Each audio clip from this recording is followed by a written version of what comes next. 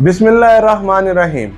नाजरीन, इसराइल को ईरान का अटैक हजम नहीं हो रहा। इसराइल ये समझता था कि हम ईरान को प्रोवोक करते चले जाएंगे, लेकिन ईरान अपने सेल्फ डिफेंस में कुछ कदम नहीं उठाएगा। हमास के इस्माइल हानिया और हिजबुल्लाह के हसन नसरुल्लाह के बाद ईरान ने ये इरादा कर लिया था कि हम अब इसराइल को डायरेक्ट निपटेंगे।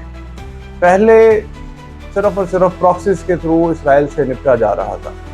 प्रॉक्सीज से मुराद वो ग्रुप्स जिनको ईरान इनडायरेक्टली सपोर्ट कर रहा था और कई ग्रुप्स को डायरेक्टली सपोर्ट कर रहा था, जिसमें हिजबुल्लाह, जिसमें यमन के हौसेस, इसी तरह सीरिया में, इराक में और ममालिक में ईरान की प्रॉक्सीज हैं।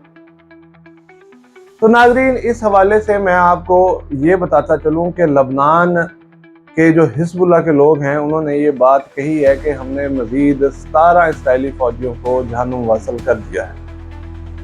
और दूसरी तरफ इसराइल भी हमले करने से नहीं रुक रहा है। इसराइल की तरफ से ये खबर सामने आ गई है कि हमने जो हिजबुल्लाह के होने वाले चीफ थे उनको मिसाइल मारकर शहीद कर दिया है। इस खबर में कितनी सदाकत है ये तो एक दो रोज बाद ही क्लियर होगी, लेकिन इस सारे सिनेरियो में नाजरीन एक इंटरेस्टिंग डेवलपमेंट है जो आज आयतुल्लाह खामनाई का खुतबा जुमा है। आयतुल्लाह खामनाई ने एक बेहतरीन खुतबा दिया है जुमे में, और उन्होंने मुस्लिम उम्मा के इत्तेहाद की बात की है। उन्होंने ये बात कही है कि मिल्लत इस्लामिया की हिफाजत के लिए दिफाई लकीर बनाना होगी, और उस के अलावा भी उन्होंने बहुत सारे पॉइंट्स रेज किए हैं। उन्होंने कहा है कि इस्माइल हानिया के अटैक के बाद हमने ये कदम उठाना ही था, और अगर फिर भी इसराइल ये सोचता है कि हम खामोश बैठे रहेंगे तो वो जितना हमारे पर हमला करेगा उससे बढ़कर हम उसके ऊपर हमला करेंगे।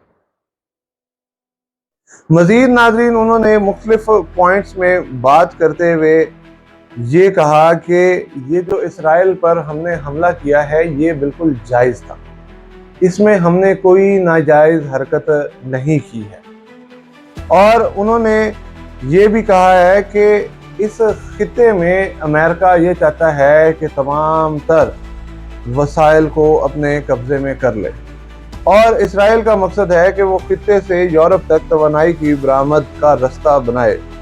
इनका मजीद ये भी कहना था कि हम मजम्मत से पीछे नहीं हटेंगे। हिजबुल्लाह और हमास फतह याब होते हुए नज़र आ रहे हैं। इसराइल की रियासत का तो कोई वजूद है ही नहीं, ना ही इसकी कोई रूट्स हैं। ये बहुत जल्द ख़त्म हो जाएगी। मज़ीद उन्होंने नाजरीन लकीर के हवाले से ये बात कही कि मुस्लिम उम्मा को अब जागना चाहिए। हम सिर्फ और सिर्फ अपनी बात नहीं कर रहे, हम उम्मत मुसलमा की बात कर रहे हैं कि गजा से लेकर यमन तक और यमन से लेकर ईरान तक और इधर से अफगानिस्तान तक एक लकीर खींचनी चाहिए जो कि मुस्लिम उम्मत, उन्होंने कहा मिल्लत इस्लामिया के लिए एक सिक्योरिटी का काम करेगी।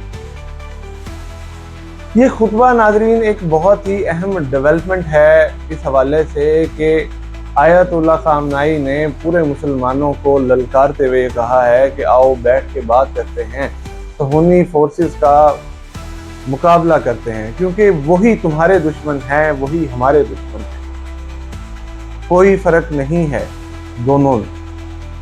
मजीद नाज़रीन, आपको मैं बताता चलूं कि मशरिक़ वस्ता में इस जंग की वजह से तेल की कीमतों में भी इजाफा हो गया है, और फिर ईरानी तेल की तनसीबात पर मुमकिन इसराइली हमलों पर बात जारी है। बाइडन ये बात कहते हैं। मजीद बाइडन ये बात भी कहते हैं कि हमने इसराइल को ईरानी न्यूक्लियर तनसीबात पर अटैक करने से मना किया है, लेकिन हमने ये भी कहा है कि अगर कोई इसराइल की तरफ मैली आंख से देखेगा तो हम उसकी आंख निकाल देंगे। और फिर उन्होंने कहा कि अगर आलमी सतह पर तेल की कीमतें बढ़ती हैं तो ऑटोमेटिकली हमारे मुल्क में भी इसका असर पड़ेगा, जो कि इलेक्शन के लिए एक अच्छी चीज़ नहीं है, क्योंकि 5 नवंबर को इलेक्शन होने जा रहा है। मज़ीद भी उन्होंने इसी तरह की काफ़ी सारी गुफ्तगू की।